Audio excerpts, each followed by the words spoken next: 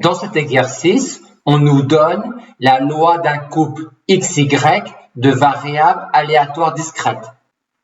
Je commence par visualiser dans le plan XY les valeurs prises par le couple XY.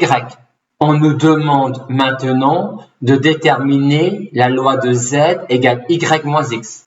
Vu les valeurs prises par le couple XY, Y moins X sera toujours un entier positif non nul et sa plus petite valeur prise sera 1 car on peut obtenir 1 pour Z par exemple en faisant 2 moins 1.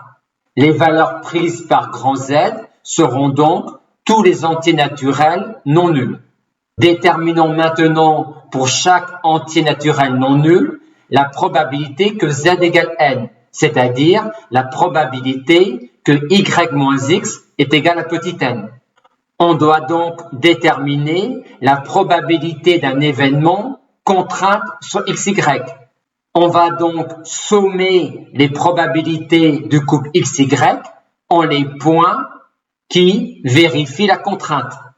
Or, les points qui vérifient la contrainte sont les points de la droite Y moins X égale N ou encore de la droite Y égale X plus N. Cette droite-là passe par le point 1, N plus 1 et a pour pente 1. Il s'agit donc de cette droite-là. On va donc sommer les probabilités du couple XY en tous ces points-là. C'est-à-dire en le point 1, N plus 1, 2, N plus 2, 3, N plus 3 et ainsi de suite. C'est-à-dire en tous les points de la forme I, N plus I démarrant à 1.